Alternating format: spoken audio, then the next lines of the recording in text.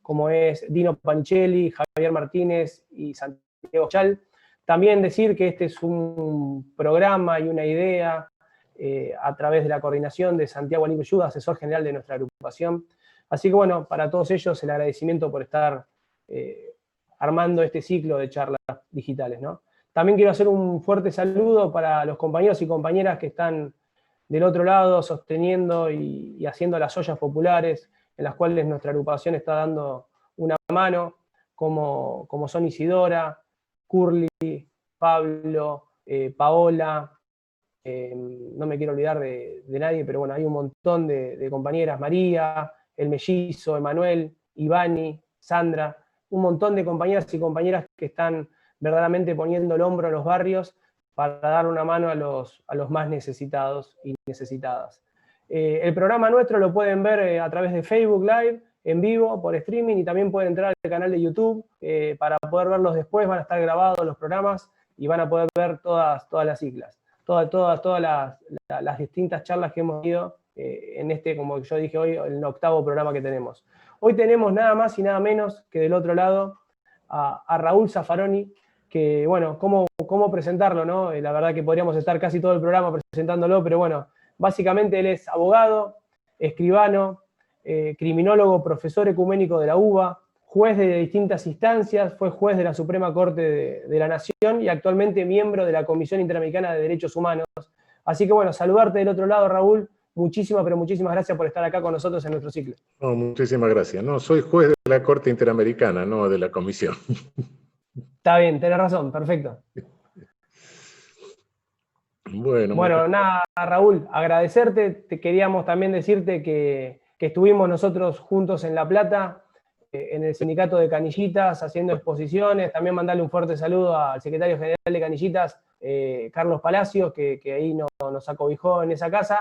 Y bueno, arrancando por la primera pregunta, ahí en ese día cuando nos reunimos, ya hace como un año y pico, estuvimos hablando de la necesidad de instaurar en la sociedad, primero, como vos planteabas, la necesidad de una nueva constitución, de que la gente entienda el porqué de la necesidad de una nueva constitución. Me gustaría que arranquemos por ahí, a ver cuál es tu opinión, qué pensás. Mira, una cosa es la oportunidad política de hacerlo, y otra es la necesidad. La necesidad existe, la oportunidad política no sé, eso depende de múltiples circunstancias. Y sobre todo con esto de la pandemia, bueno, vamos a salir de esta situación, va a pasar, no hay nada que sea eterno, ningún mal es eterno, pero bueno, ¿a qué mundo salimos? ¿A qué realidad salimos? ¿Con qué sociedad nos vamos a encontrar? ¿Con qué nuevas necesidades? ¿Con qué agudización de necesidades que ya teníamos? Es decir, tarde o temprano tenemos que sentarnos los argentinos a decir, bueno, ¿qué Estado queremos? No, es inevitable. Insisto, la oportunidad política, no sé, eso depende de muchos factores. Pero la necesidad de redefinir el Estado, la función del Estado, etcétera, y sobre todo después de esta experiencia, en que van a aumentar los niveles de pobreza, va a ser necesario elaborar un proyecto de Estado neoprovidente, un proyecto no nos va a alcanzar con un modelo de Estado social, etcétera, no nos alcanza con la Constitución del 49, necesitamos algo más. Y necesita el mundo, no solo nosotros, sino que, bueno, de toda crisis de esta naturaleza surge un modelo de Estado, ¿no? Bueno, de la crisis del 29 salió el New Deal, Roosevelt, el Welfare State, bueno, y de acá va a salir un nuevo modelo de Estado que no nos falta creatividad a los latinoamericanos para hacerlo, ¿no? Después de todo, el constitucionalismo social nació en Querétaro, en México, ¿no? Con la Constitución del 17. Y los primeros balbuceos de un constitucionalismo ambientalista, bueno, los tenemos en la Constitución del Estado Plurinacional de Bolivia, en la Constitución de Ecuador, ¿no? A nosotros no nos falta creatividad para hacer cosas. De modo que sí, creo que necesitamos hacerlo a la medida nuestra, por supuesto, pero Eso es de alguna manera imprescindible. Y, y modelar, bueno, que dentro de este Estado neoprovidente no lo vamos a inventar en un cubículo, sino que va a ir saliendo por las demandas de los pueblos, de la gente, ¿no? Sí, nosotros los juristas podemos embotellarlo. Ayer lo decía usando una metáfora, ¿no? Podemos embotellar el vino, pero no fabricarlo. De que esté bien embotellado es bueno, porque así no se avinagra. Pero hacerlo no lo vamos a hacer nosotros. Eso lo hacen los pueblos a partir de sus necesidades, de sus reclamos, etcétera, y tenemos que estar atentos a esos reclamos, a esas necesidades, sentir el pulso de todo eso. Creo que es inevitable una nueva constitución. Y por otra parte, creo que es inevitable entre las viejas razones, estas son las nuevas, las que va agregando todo este desastre, pero las viejas razones siguen siendo válidas. No podemos tener una constitución que permita que un día un señor que gana una elección por un voto endeude el país en miles de millones de dólares que entran por un lado y se van a los refugios fiscales por otro. Bueno, eso no puede ser. Eso es comprometer el Producto Interno Bruto nuestro, el trabajo de nuestro pueblo, el valor agregado. Todo eso lo comprometemos por décadas y porque un señor ganó una elección por un voto. No, veremos, algo hay ahí que está fallando. Raúl, te quería preguntar con respecto a cuál crees que debería ser el rol de la ciudadanía dentro del proceso de esta construcción de una nueva constitución, o si vos crees que esto debería quedar solamente delegado en especialistas, juristas, abogados y demás. Hemos visto, bueno, la experiencia en Venezuela, en Bolivia, con respecto a lo que ha podido aportar la ciudadanía en su conjunto, ¿no? No, si nuestra sociedad se va a movilizar, como cualquier sociedad y como cualquier pueblo, se moviliza en función de grupos sociales, en función de sindicatos, en función de la sociedad civil, lo que se llama en general la sociedad civil, ¿no? En fin, en realidad son distintos movimientos que pelean por legítimos intereses y bueno, eso va a salir del conjunto de eso. No. Insisto, los especialistas lo que podemos hacer es embotellarlo, pero el vino no lo podemos hacer nosotros, eso sale de la propia necesidad social. Y bueno, naturalmente tiene que ser un proceso de elaboración largo.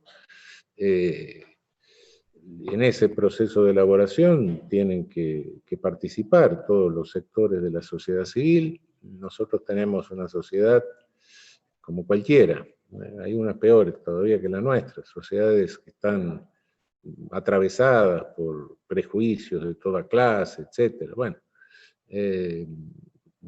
creo que tenemos que tender a una sociedad un poco más igualitaria, y por otra parte hay que pensar cosas que sí, hay cosas que sí son más técnicas, es decir, un sistema impositivo, por ejemplo, sí requiere que lo piense alguien, que le dé forma a alguien un poco más, bastante más técnicamente.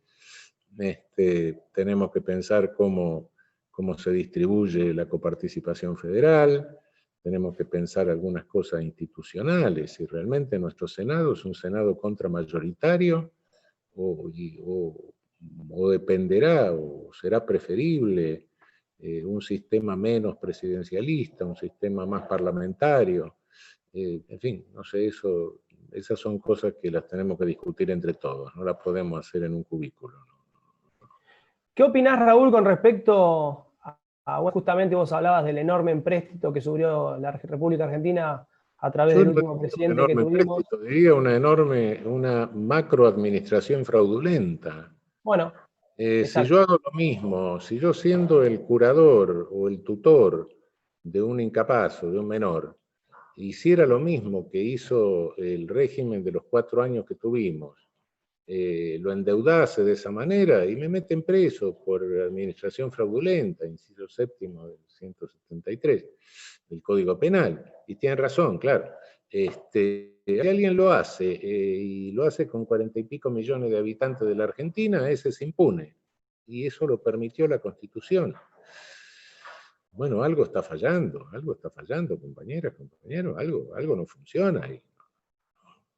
Por ahí, por eso iba mi pregunta con respecto al viaje que acaba de hacer el expresidente Mauricio Macri y a la poca intervención o nada de la justicia. ¿Cómo ves vos con respecto? Siempre se suele decir de que la justicia se va acomodando a los poderes de turno, es un mito que hay en la sociedad, que todos hablan de eso, pero parecería nunca ir en contra de los poderes reales, contra los poderes verdaderamente enquistados en nuestra sociedad, que por ejemplo suelen estar del lado de la derecha y en este caso apañando a los grandes medios hegemónicos, a Mauricio Macri. Ha podido viajar a Paraguay sin ningún tipo de problema en plena pandemia, y ahora nos enteramos de que viaja a Francia también sin ningún tipo de intervención Mira, de la justicia. la justicia en realidad nos estamos refiriendo a los jueces. Los jueces en la Argentina son muchos, debe haber como 3.000 jueces en la Argentina. Todo el lawfare y todo esto ha sido manejado por un grupo, yo creo que entre jueces, funcionarios, fiscales, etcétera, no debe superar las 50 personas aproximadamente, solo que en lugares clave. Y esas 50 personas siguen estando en los lugares claves. Es el asunto. Entonces no podemos esperar que esa construcción, iba a decir esa banda, esa construcción se opere de distinta manera porque ha venido operando en estos 4 años y pico de la misma forma. Entonces, mientras se mantenga esa estructura con esa gente, y bueno, van a seguir defendiendo los intereses por los que jugaron, ¿no? Es un grupo que la gran mayoría de los jueces, la inmensa mayoría de los jueces no tiene nada que ver. Puede ser que se les pueda imputar omisión, no haber denunciado determinadas cosas, es posible. Pero no acción, no. La gran mayoría, bueno, lo vas a ver que te dicen, no, yo hago lo mío, no me meto en política. Claro, el que no se mete en política, la política se la hace otro, como decía Perón, ¿no? Bueno, sí, efectivamente. Pero es una masa que no tuvo nada que ver en esto. Esto es un grupo en lugares claves de una conducta institucional patológica realmente. Yo diría si un defecto que tiene la gran mayoría es el defecto no me metan en lío, no hagan ola, y esto le resulta antipático también porque los ensucia es decir, les resulta tan molesto justicia legítima como les puede resultar molesto este grupo. ¿Por qué? Porque los compromete a una decisión, y la gran mayoría en eso quiere mantenerse al margen, seguir su carrera. No está, puede ser que es el defecto, una cierta burocratización, pero no una complicidad en esto, complicidad activa en esto, no, ha sido un grupo chico, solo que en posiciones claves, en lugares claves, y han permitido también, bueno, colocarlos en lugares clave, armar tribunales, todas esas cosas, todas esas barbaridades que hemos visto, ¿no? Todas esas cosas, esas violaciones de derechos que hemos visto, ¿no? Pero en realidad, bueno, sí, si no se desarma esa pequeña estructura, y bueno, la pequeña estructura va a seguir respondiendo conforme lo vino haciendo todo este tiempo. Raúl, hablaba justamente de esos lugares claves en los cuales vos hacías mención y que es un grupo chico.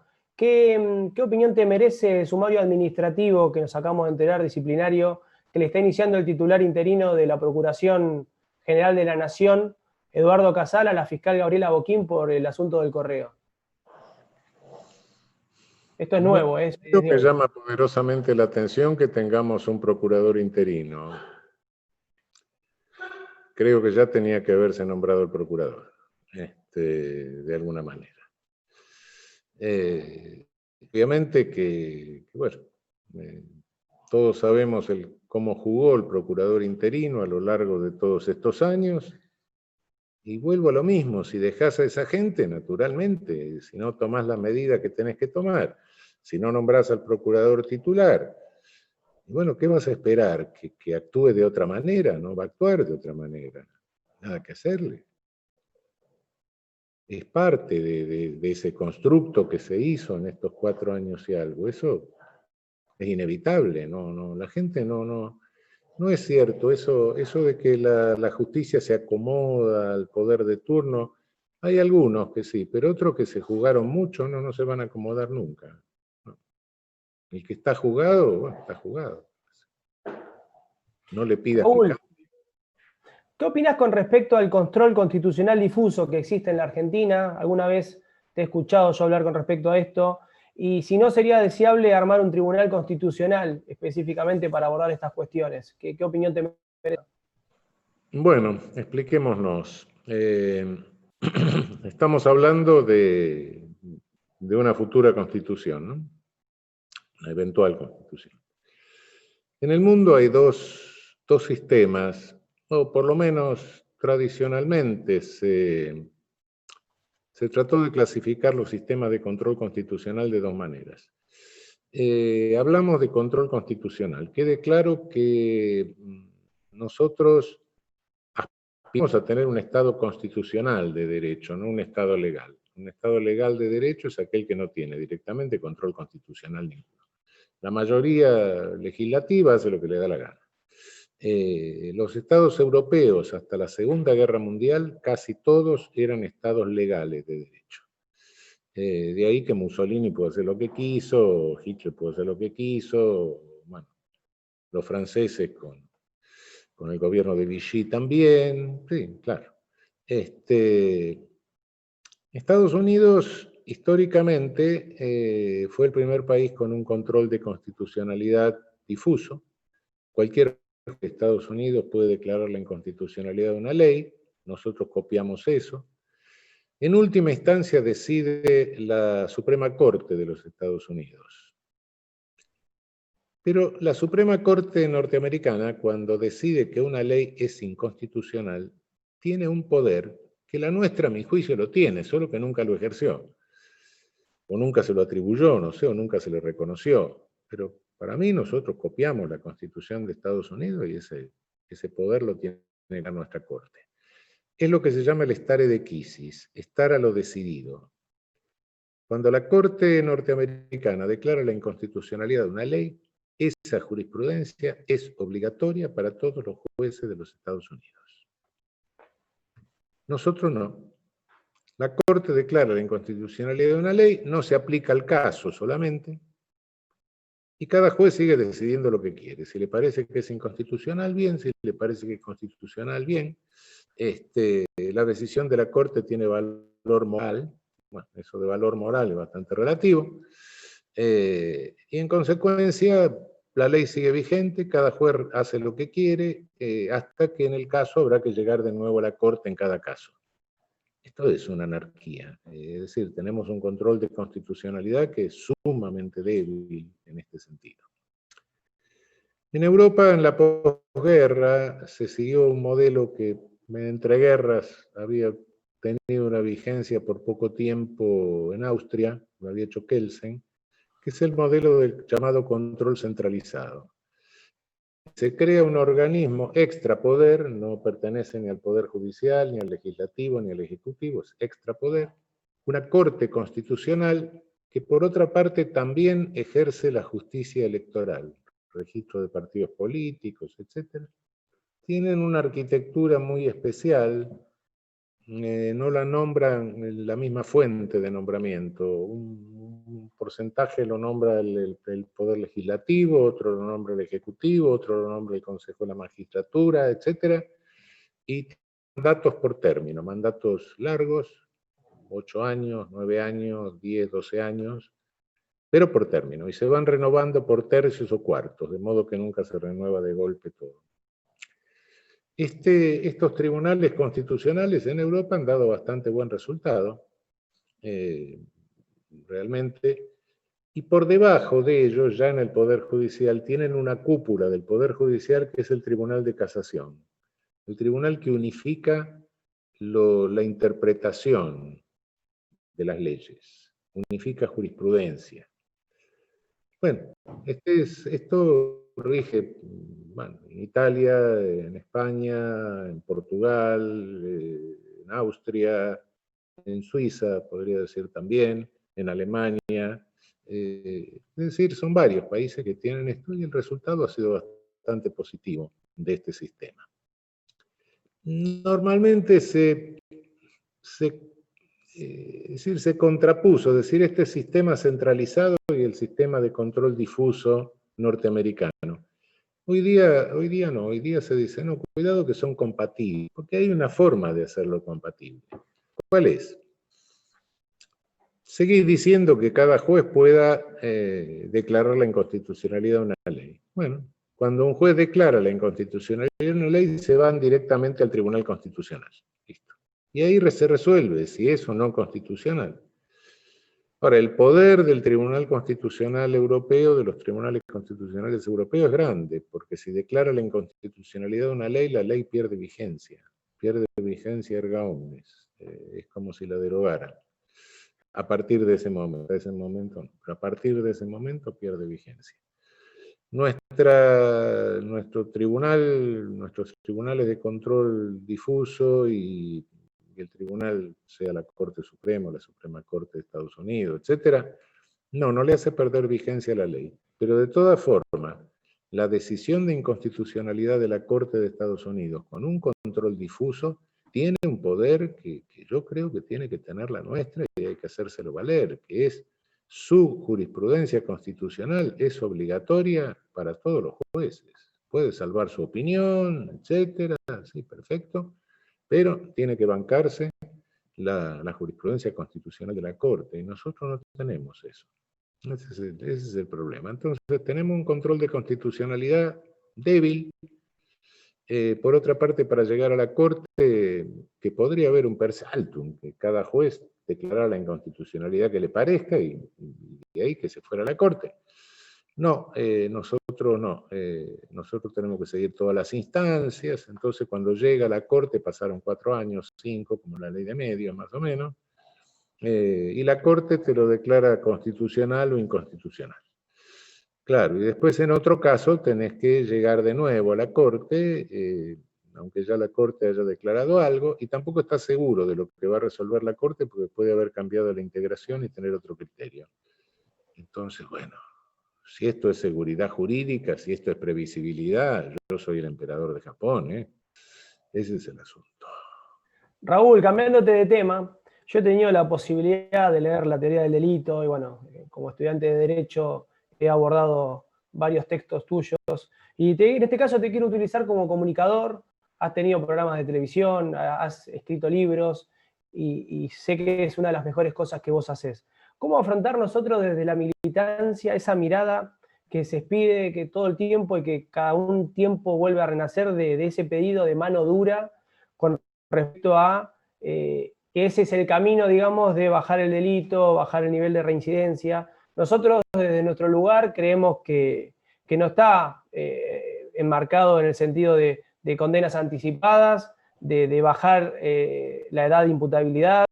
Me parece que la cuestión va por otro lado, que vos lo has sabido explicar muy bien con respecto a la cuestión social, educacional y demás. Me gustaría que abordemos un poco el tema de cómo nosotros desde la militancia abordar el tema que tenemos que abordar todo el tiempo y sistemáticamente con respecto a ciertos sectores y el pedido de la mano dura ante la delincuencia, que bueno, es un flagelo que obviamente es innegable y lo tenemos. Va a recrudecer en los próximos meses, va a recrudecer porque hay algo que es, bueno, no sé, nosotros no somos una sociedad normal, pero en una de esas puede ser que seamos anormal en el buen sentido, en un buen sentido, pero si no lo somos y respondemos a reglas que son universales, una crisis recesiva como el que va a producir este desastre siempre aumenta los delitos contra la propiedad. Eso es inevitable. Y entonces sí, van a recrudecer todos esos comunicadores sociales, todos esos deformadores de opinión, todos esos bestias que aparecen instigando a la venganza. Y hay un problema en eso, que, mira, si vos vas a la cárcel la encontrás llena de pobres, ¿no? ¿Y a qué se debe? Bueno, se debe a que nuestras sociedades estratificadas, así, muy estratificadas como son las sociedades latinoamericanas, tienen distintos niveles de entrenamiento.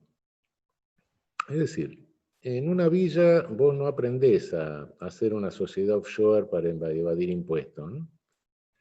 Y el que por su clase social aprende a hacer eso, no sabe cómo sacarle la billetera al que va al lado suyo en el colectivo. Entonces hay entrenamientos distintos. Y la policía, bueno, las policías burocracias, en el buen sentido de la palabra, ¿no? Ojalá tuviéramos buenas burocracias. Pero las burocracias tienen reglas, y una de las reglas que conocemos de Max Weber hasta ahora es que siempre hacen lo más fácil. ¿Y qué es lo más fácil? Y lo más fácil es encontrar a un estúpido vestido de ladrón por la calle, portador de estereotipos, un estereotipo caminando, y que roba, y que hace cosas groseras, por supuesto. Y que no tiene ningún poder social, no trae ningún inconveniente meterlo preso, le va a hablar al comisario, ni a nadie, ni va a mover a nadie. Y bueno, y de ahí a eso se debe. Pero por eso el sistema penal es estructuralmente selectivo. Pero hay otra cosa, no solo es selectivo para criminalizar, es selectivo también para victimizar. Cuanto más abajo estás en la escala de ingresos, más riesgo de victimización tenés. Es decir, cuanto más pobre sos en una sociedad, tenés mayor riesgo de criminalización y también mayor riesgo de victimización. Porque no te podés pagar seguridad privada, porque vivís en una vivienda vulnerable, qué sé yo, vivís en un barrio más violento, en fin. Entonces, hay una cuestión que es esta, porque muchas veces uno se pregunta, bueno, pero ¿cómo? En definitiva es a ellos, es contra ellos que se ejerce este poder punitivo discriminador y sin embargo lo piden. Piden porque son más victimizados. En una de esas lo vas a encontrar menos permeable al discurso de mano dura, en una de esas lo vas a encontrar menos permeable en ciertos sectores de clase media. ¿Por qué? Porque no son victimizados. Pero el otro que vive la victimización, y sí, tiene una bronca bárbara y es natural. No hay nada que hacerle. Entonces, este es uno de los problemas de los cuales estas campañas populacheras, de venganza, etcétera, prende. Y el resultado de esta campaña lo tenemos a la vista. Llenás las cárceles, las superpoblás. ¿Y qué tenés en una cárcel superpoblada? Bueno, no solo tenés más riesgo de infecciones, de enfermedades, de violencia, de espacio, de molestias. No es solo eso. Cuando la cárcel está muy superpoblada, los guardiacárceles pierden el control interno. Y el control interno queda en manos de una banda que somete a todos los presos a condiciones de humillación, de servidumbre, a veces de servidumbre sexual. Y bueno, metés a un tipo ahí, ¿qué sacás? Y sacás a alguien con un grado de resentimiento social enorme, sacás a alguien mucho más deteriorado que cuando entró, lo sacás con un certificado de incapacidad laboral, porque nadie contrata a un tipo que estuvo preso. Es decir, el efecto real que tiene eso es un efecto de reproducción de delincuencia. Estás fijando roles desviados, bueno, ¿cómo pelear contra eso? Y bueno, hay que concientizar, ¿qué se va a hacer? Y creo que son muy importantes, las organizaciones sociales y sobre todo las mujeres. Una especie de organizaciones contrapoder que se armaron en varios países incluso, porque vos no le podés decir al pibe chorro, sé buenito. No, porque te va a decir, ¿y por qué tengo que ser yo buenito si hay otros tipos que son hijos de tal por cual y están sueltos? Y tiene razón. Le tenés que decir no seas boludo. Ese es el asunto. Ese es el asunto. Es decir, que tenés que tratar de redefinir su subjetividad. Yo soy el piola porque soy el que salgo de fierro. Pero no seas pelotudo, te van a cagar a tiros en la esquina.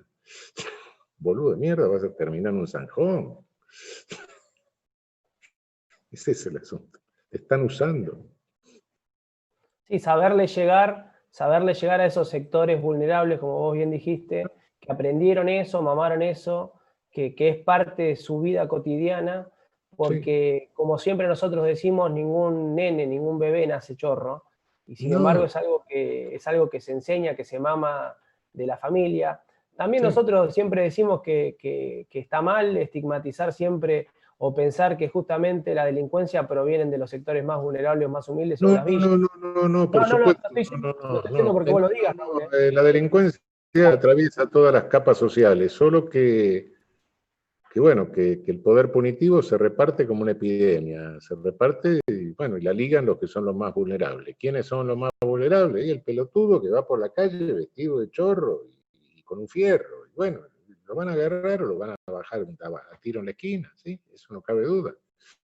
Entonces, toda esa ideología de resocialización, repersonalización, no, porque esa ideología dice tenés que ser bueno. No, no tenés pelotudo. Así no. Bueno, es ese, cambiar el giro de cómo se redefine la subjetividad, ¿no? En ese sentido.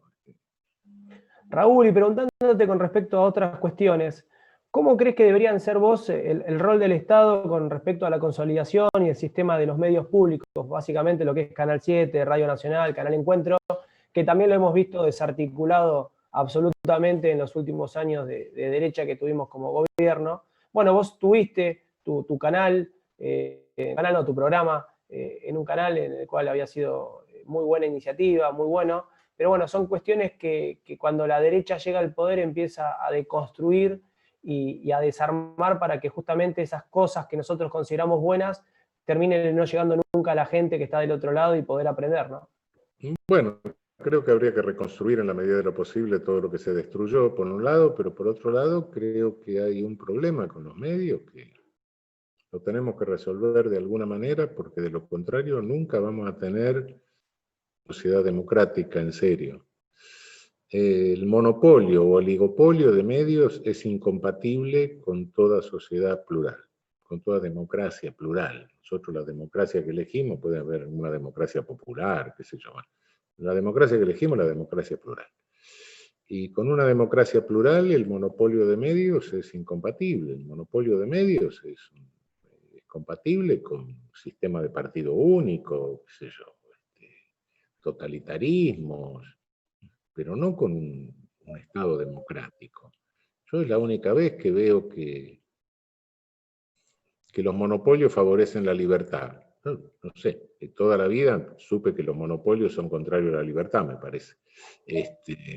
Bueno, acá parece que no, el monopolio es el único que favorece la libertad. Bueno, pero entonces, ¿qué tenemos? Tenemos grandes conglomerados en toda América Latina, grandes corporaciones que monopolizan de comunicación, manipulan a la opinión pública, ya conocemos todos los medios, ahora se llaman fake news, ahora tenemos que decir todo en inglés. Sí, claro, no, ya dentro de poco no va a decir la puta que te parió, sino fake, son of bitch y todas esas cosas.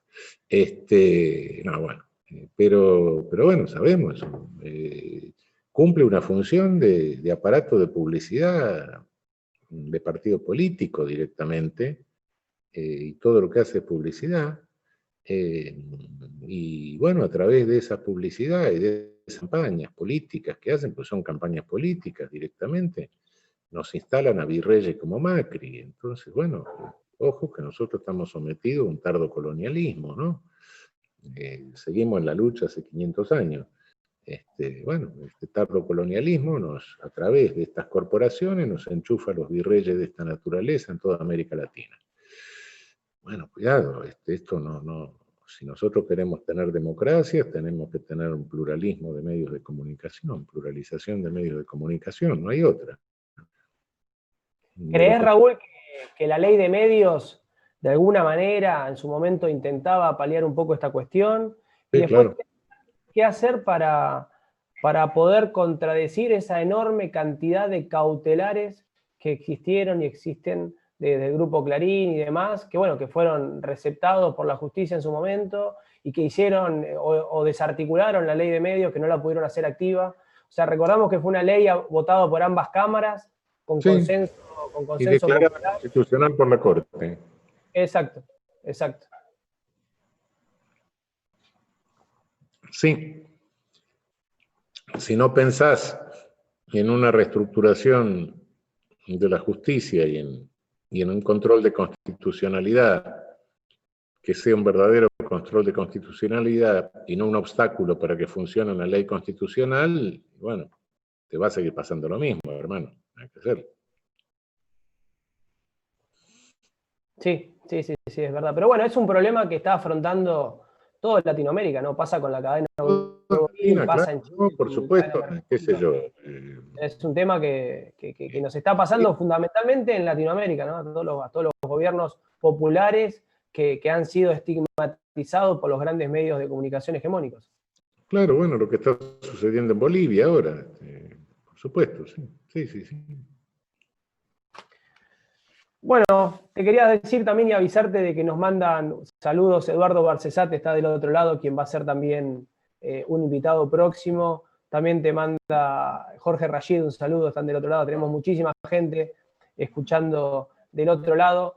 Bueno, muchísimas gracias. La verdad que Raúl es un faro que en términos jurídicos ha iluminado a mucha gente y sigue iluminando. Con respecto a algo que vos ya te has explayado y mucho, pero bueno, que a nosotros nos interesa el saber básicamente cuáles son las razones, el por qué, con respecto a la ampliación de la Corte y con que haya miembros que atiendan distintas temáticas, que es lo que nosotros por ahí hacemos hincapié, más allá de que todas las personas que llegan a ese lugar debería estar absolutamente comprobado de que son probos y que saben de diferentes cuestiones del derecho. Es sabido que no se abarcan todas las ramas y también hay una desigualdad en cuanto al cupo de mujeres, ¿no? Que también no se ha podido Sí, solucionar. sí, pero no es una cuestión de ampliar número por ampliar número, sino es una cuestión de que funcione la Corte y que funcione de una manera racional, ese es el asunto, porque, mira, te confieso algo, yo fui juez muchos años, qué sé yo, fui juez de primera instancia, después camarista, después me fui, pero durante todo el tiempo que estuve hasta juez de cámara, bueno, un expediente iba a la corte, entraba en un misterio. Lo que pasaba dentro de la corte no lo sabía nadie. El resto del Poder Judicial sí, ¿no? Entendíamos bastante bien, pero la corte no. Después el expediente bajaba, después de un tiempo, se tomaban el tiempo que quisieran. ¿Cómo funcionaba eso? No sabía. Hasta que un día me nombraron ministro de la corte y tuve que empezar a trabajar adentro. Me pareció que estaban todos locos, cosa que no la entendía.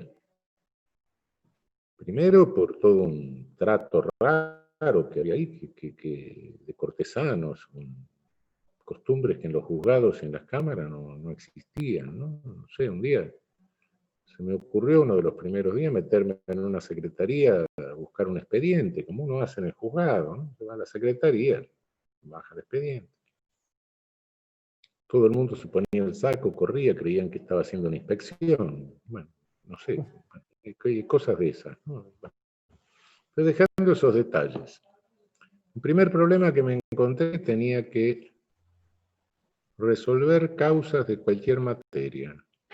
Y yo no sé cualquier materia, ni nadie sabe cualquier materia. Bueno, hay que hacerlo. Bueno, entonces uno forma un equipo buscando lo mejorcito que hay en plaza, secretarios postergados, que son profesores de la materia, etc. Y formas tu equipo. Pero a mí no me asusta delegar en lo judicial, porque si no se delega tarea en lo judicial, se para todo, naturalmente. Pero una cosa es que vos le encargues a alguien, proyectame tal cosa, y le das las directivas, y después lo revisás y lo corregís.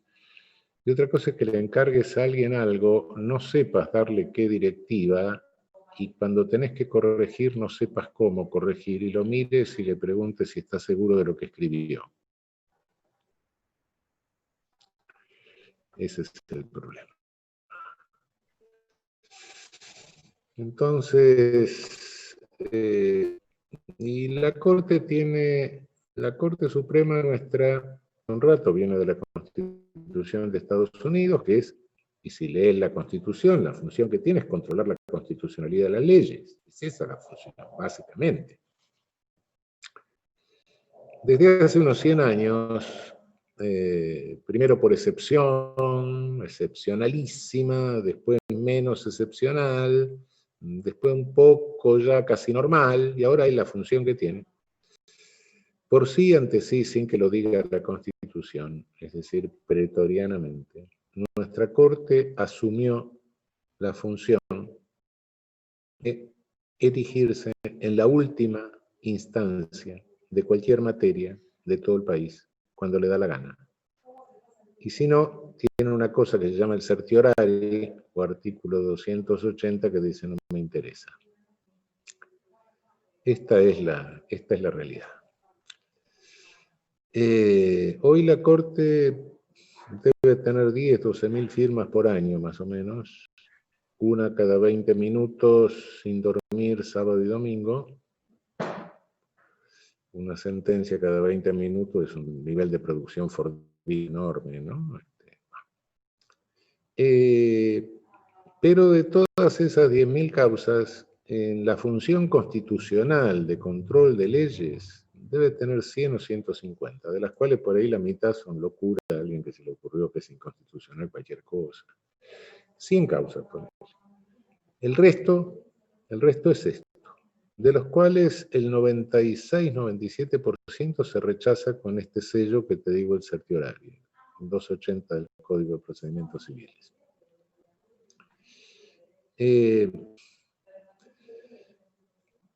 ¿Cómo se trabaja en eso? Y te giran la causa, después te traen carpetitas para firmar. Llega un momento dado en que realmente uno dice, pero cuidado, ¿en qué estoy? Se te puede pasar un elefante por adelante, es insólito. Entonces, ¿qué es lo que se puede hacer? Bueno, una de las cosas que se podría hacer, pero creo que no se puede hacer, es decir, bueno, no, este asunto de última competencia de cualquier causa de todo el país no funciona más. Bueno, no se puede. Es una costumbre constitucional, ya tiene casi 100 años, va a haber que seguir cumpliendo esa función, pero entonces por lo menos hagamos que esa función se cumpla bien, que los jueces que resuelvan sean personas que mínimamente conocen la rama en que están resolviendo. Y por eso digo, sí, una corte de 12, 15, dividida en 4 o 5 salas, y las salas especializadas para resolver eso, que es la arbitrariedad de sentencia, la competencia por arbitrariedad de sentencia que la Corte se atribuyó a lo largo de los años a sí misma, que no está en la Constitución, es pretoriana, es creación de la propia Corte, es la Corte que dijo, soy competente para esto. ¿Por qué? Porque la sentencia es arbitraria. ¿Cuándo es arbitraria una sentencia? Sepa Dios. Normalmente es arbitraria cuando no me gustó, perdí. Pero bueno, entonces se han escrito, qué sé yo, paredes de libros para ver cuándo una sentencia es arbitraria. No sabemos exactamente. Hay algunos criterios muy generales, pero ahí se para. Entonces, bueno, hagámoslo bien. Si lo vamos a hacer, hagámoslo bien. Que haya 4 o 5 salas con 3 ministros, que sepan 3 personas que saben de la materia, que delegarán, pero tienen por lo menos la facultad de corregir, de saber lo que están decidiendo, que conocen la materia. En materia en derecho hay gente que está toda la vida una materia. Pero Leonardo da Vinci del derecho no existe.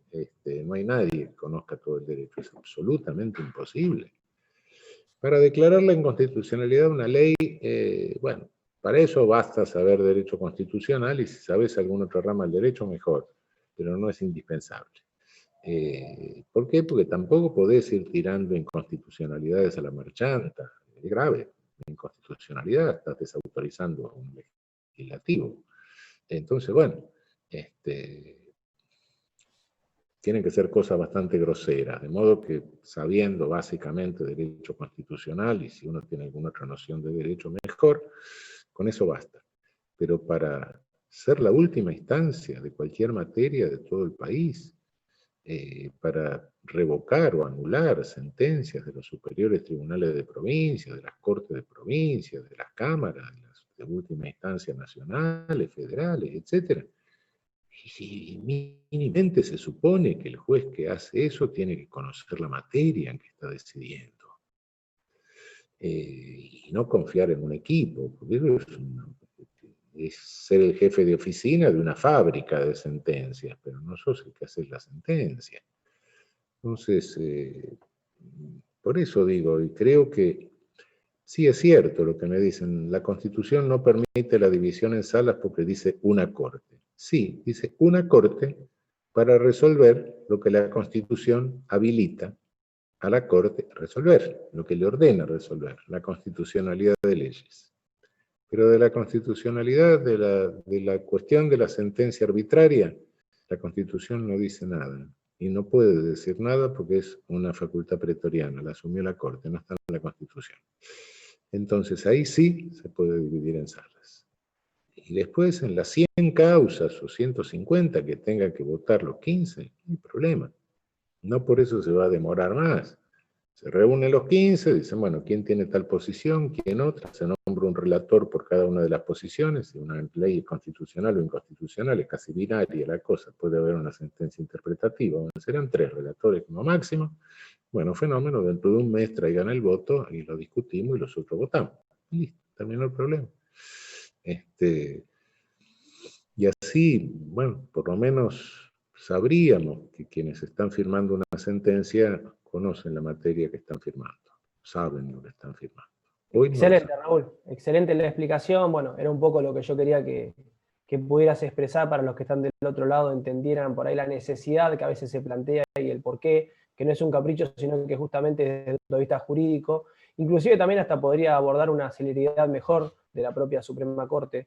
Te quería hacer una consulta con respecto a cómo ves vos el sistema público de enseñanza. Independientemente de que hay un argumento jurídico y constitucional, ¿no?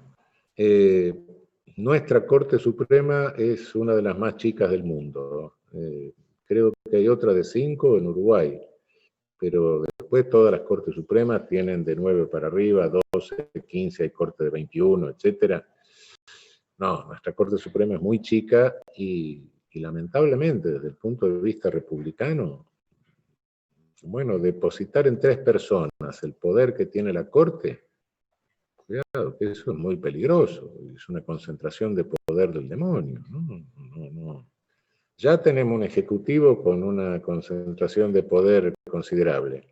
Y si le sumás una corte así, bueno, no sé.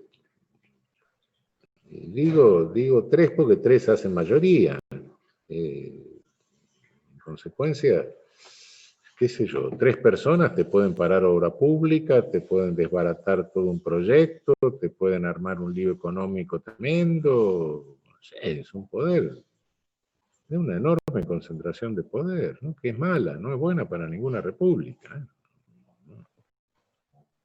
Te quería consultar, Raúl, bueno, gracias por esta última intervención y aclaración, como para terminar y redondear el tema, pero con respecto a cómo ves vos el rol de la universidad pública y la posible creación de universidades en el conurbano, ¿no? ¿Cómo eso haría a una enseñanza un poco más federal, si bien no estamos hablando de extenderla a lo largo y ancho del país, pero sí por ahí en el lugar donde están los mayores conglomerados de gente y que esa gente con pocos recursos tenga la posibilidad de acceder a la universidad pública? Bueno, no, se han creado universidades y se han creado también en provincias. Realmente en los últimos tiempos, en ese sentido, se ha procedido muy positivamente.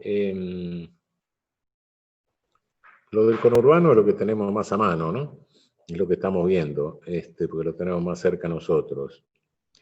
Pero, ¿qué significa eso? ¿Y por qué en los 4 años de régimen anterior trataron de perseguir rectores, perseguirlos penalmente incluso, cortar presupuestos?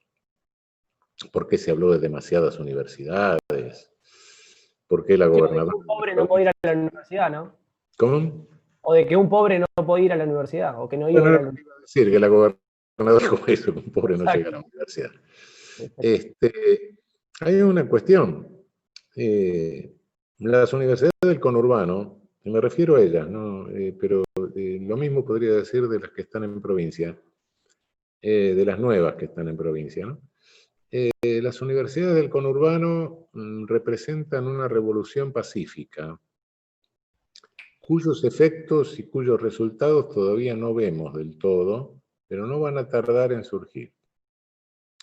En este mundo selectivo, estratificado y de concentración de riqueza, y en estas sociedades en las que se pretende dividir, no ya entre explotador y explotado, ya no entre obrero y empresario, sino entre incluido y excluido, hay algo que a los excluidos les sobra y a los incluidos les falta. Parece mentira, pero algo hay. Tiempo. Tiempo. El incluido no tiene tiempo. El excluido le sobra el tiempo. Si vos vas a una vas a ver los pibes, le sobra el tiempo. Entonces, si vos lográs ordenar ese tiempo, instrumentarlo, nunca como ahora el saber fue poder, en el sentido de que el que tiene el know-how es el que sabe, el que tiene el poder. Dale el know-how, ordena el tiempo, organiza el tiempo, de los que le sobra el tiempo, y dale el know-how. El sistema no aguanta la incorporación de todos los excluidos al grupo de incluidos. Y la competencia entre los incluidos y excluidos por el apoderamiento del know-how le da ventaja a los excluidos. Te pongo un claro ejemplo. La universidad en la cárcel. ¿Qué resultado ha dado? Los presos sacan mejores notas que los sueltos. ¿Por qué? Porque tiene más tiempo. No te digo que vamos a hacer una cárcel de la sociedad, ni mucho menos, ¿no? ¿Qué pasó en la Edad Media? Estaban todos jodiendo, los señores feudales, qué sé yo, la doncella. Y se hicieron los monasterios. Mientras todos estaban dando vueltas, los caballeros, qué sé yo, los otros juntaron saber. Y un día se quedaron con el poder. Es verdad. Un día Es verdad. el general Lázaro Cárdenas necesitaba hacer la reforma agraria. No tenía ingenieros agrónomos. La universidad tradicional le dijo, no, acá sin el secundario no pueden venir, qué sé yo. Hizo los institutos tecnológicos. ¿Y qué hizo? Convirtió a los campesinos en ingenieros agrónomos. Ese es el asunto. Es la revolución silenciosa. A partir de esas universidades, y por otra parte, independientemente de esto, dignificás de una manera muy particular a las personas, porque no les cerrás la puerta de la universidad. Cuando a mí me dicen, no, porque hay mucha deserción, ¿qué me importa? Llegó a la universidad, estuvo en la universidad. No importa, y se quedó 1 año, 2 años. Pues sale, dirigente gremial, qué sé yo, lo que hace en su vida. Le va a servir de cualquier manera. Le va a ser útil. No importa que no se reciba. Importa, si tiene un sentido, pero bueno, pero si hay deserción, bueno, mala suerte. Banquémonos la deserción. Tratemos de evitarla, pero aguantémosla, si hay. Raúl, para ir terminando, quería abordarte dos temas finales. Bueno, una es dedicarle el programa a todos los presos y presas políticas que hay en la Argentina. El 14 de agosto vamos a estar nosotros nada más y nada menos que con Milagro Sala, por ejemplo. Ya Era hemos la que estado te iba a nombrar. la primer presa política de Mauricio Macri y Gerardo Morales, ¿no? Así que bueno, vamos a estar con ella teniendo su testimonio. También estuvimos con Amado Vudú, con Julio Devido. Nada, es una problemática que nosotros hemos abordado desde la militancia, desde nuestra agrupación Populismo K, el tema de los presos políticos y el enorme lawfare que ha habido en Argentina, ¿no? Con respecto a esto te quería preguntar, ¿cómo ves vos el rol del periodismo y cómo ellos logran excusarse? Hemos visto infinidad de fallos con respecto a que cuando se intenta condenar a algún periodista por alguna cuestión maliciosa o mentirosa que ha dicho, se escudan en la famosa libertad de prensa o en decir que ellos no tienen la obligación de decir su fuente y todas esas cuestiones que envuelven al periodismo, que cada vez lo hacen menos transparente y menos honesto, ¿no?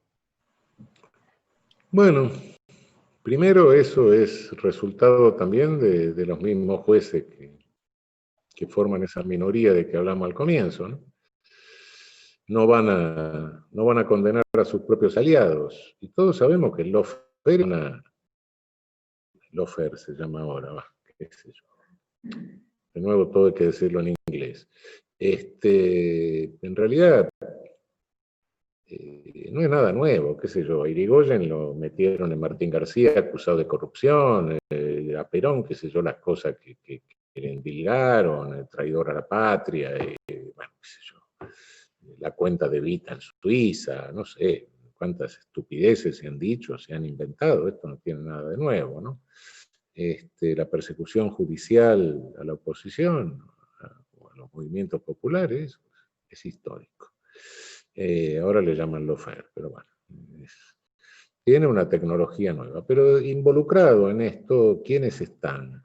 Están los medios, naturalmente, con sus mercenarios que tienen ahí adelante los micrófonos y adelante las cámaras, esos deformadores de opinión que tienen.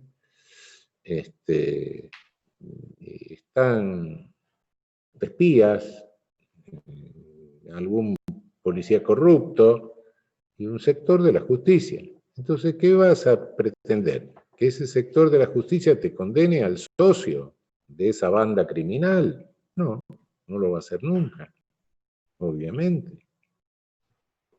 Ese es el asunto. No es que se escuden en esto, en aquello, sí que es válido que oculten la fuente, correcto, tienen el derecho a reservarse la fuente, etc.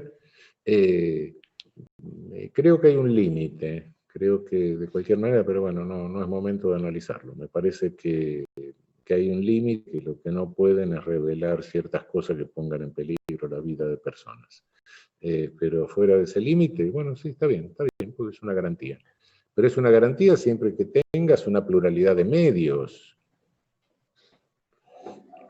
Acá te le das una garantía a un monopolio y a los agentes y empleados de un monopolio. Ese es el asunto. No ataco la garantía, ¿no? La garantía hay que respetarla, pero siempre y cuando nos encontremos con una pluralidad de medios, ¿no? Una pluralidad de medios. Pluralidad de medios que no significa una pluralidad en la información, porque cuidado, que eso es muy de libertad de expresión, no, cuidado. Es libertad de expresión, es información, etc. Pero este monopolio de medios es creador de realidad. Ese es el asunto. Porque ni vos ni yo sabemos lo que pasa en Siria o qué sé yo, en Estados Unidos. Lo sabemos a través de la comunicación. Entonces, y en una de esas tampoco sabemos lo que pasa en el barrio de al lado. Entonces, lo sabemos a través de la comunicación, nos decidimos y actuamos todos los días conforme a lo que tenemos por cierto, y lo que tenemos por cierto es lo que nos dice la comunicación. Entonces es una creación de realidad que nos determina conducta. Cuidado, no es una cuestión de información y de libertad de expresión solo. No, es determinación de conducta, es creación de realidad que determina conducta. Ese es el asunto. Y si tenemos una creación de realidad única que determina conducta, está bien, no es omnipotente, a Dios gracias. No hay nada que sea omnipotente en esta tierra. Entonces, bueno, tiene sus límites, pero dentro de esos límites puede hacer un daño tremendo, y es lo que está haciendo, ¿no? Gracias, Raúl. La verdad que ha sido un honor, un orgullo tenerte del otro lado. Espero que te hayas sentido cómodo. Muy Nuevamente bien. agradecerte desde mi parte, desde toda la agrupación, poder tenerte del otro lado. Es un verdadero lujo. No sé si te quedó algo por decir, pero bueno, No, nosotros desde nuestro lado, gracias. no, al contrario, un gustazo, chao. Gracias, Raúl. Bueno, Y los denle invitamos un a abrazo a todos y todas. Milagro. Denle un Dale, abrazo de mi parte a Milagro. Ok, dale. Gracias, chao, Raúl. Gracias. chao, Los chao. invitamos a todos y todas a estar el próximo viernes a las 19 horas nuevamente. Vamos a estar con el compañero Marcelo Koenig, es secretario general del Corriente Peronista Descamisados y actual diputado nacional del Frente de Todos. Así que bueno, los esperamos. Muchísimas gracias desde aquí, desde Todo Populismo acá, a todos los que están del otro lado, a todos y todas. Que tengan un buen fin de semana, a cuidarse, la cuarentena sigue, así que bueno, nos veremos el próximo viernes. Hasta mañana.